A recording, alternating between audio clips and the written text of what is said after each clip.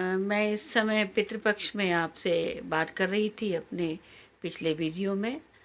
मैं ये बताना चाह रही हूँ उस वीडियो के पश्चात कि हमें किस प्रकार से अपना पितृपक्ष का श्राद्ध मनाना चाहिए।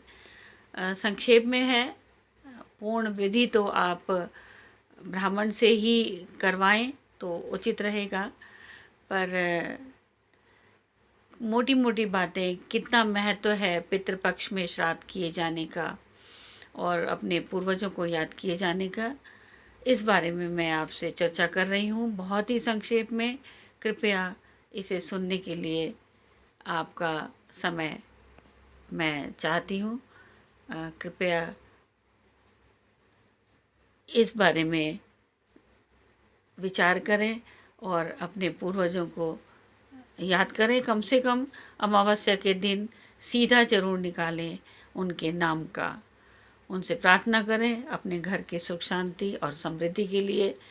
और कोई भी पितृदोष यदि आपकी कुंडली में या आपके परिवार पर हो तो उसको दूर करने की प्रार्थना करें।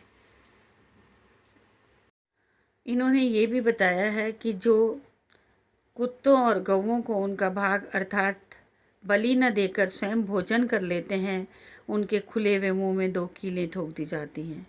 यमराज के मार्ग का अनुसरण करने वाले जो श्याम और सबल अर्थात सांवले और चितकबरे 2 कुत्ते हैं, उनके लिए मैं यह अन्न का यह भाग देता हूँ, वो इस बलि को ग्रहण करें।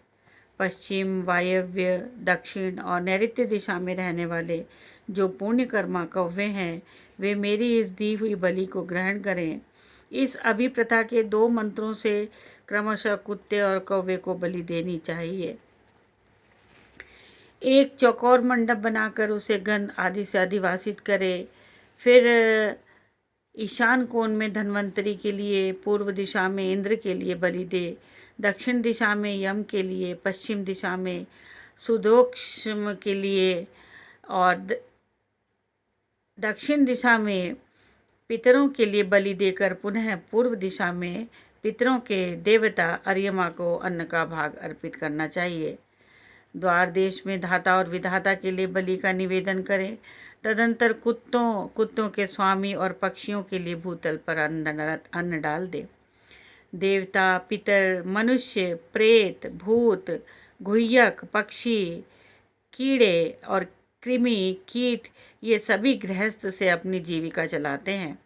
स्वाहाकार, स्वधाकार, वषटकार और हंतकार ये धर्ममयी धेनु के 4 स्तन हैं और स्वाहाकार नामक स्तन का पान देवता करते हैं, स्वधा का पितर लोग, वषटकार का दूसरे देवता और भूतेश्वर तथा हंतकार नामक स्तन का सदा ही मनुष्यगण पान करते हैं।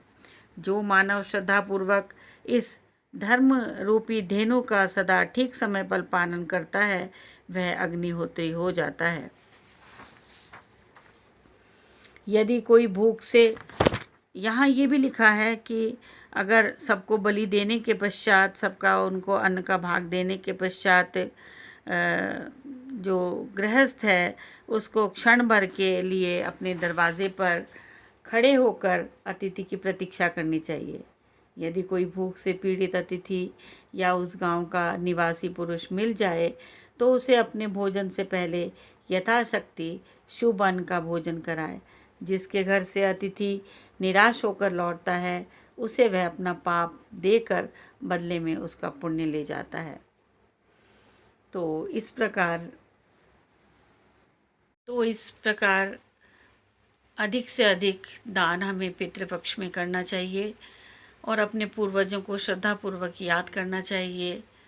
जो भी भूले बिसरे लोग हैं उनके लिए अमावस्या को सीधा जिसको कहते हैं वो निकालना चाहिए और अपने पूर्वजों से आशीर्वाद के लिए प्रार्थना करनी चाहिए। सभी को पितृपक्ष में अपने पूर्वजों को श्रद्धापूर्वक याद करते हुए इस पर्व को अच्छी तरह से मनाना चाहिए। इससे घर में सुख शांति और पितरों का आशीर्वाद बना रहता है। धन्यवाद मेरे इस आख्यान को सुनने के लिए।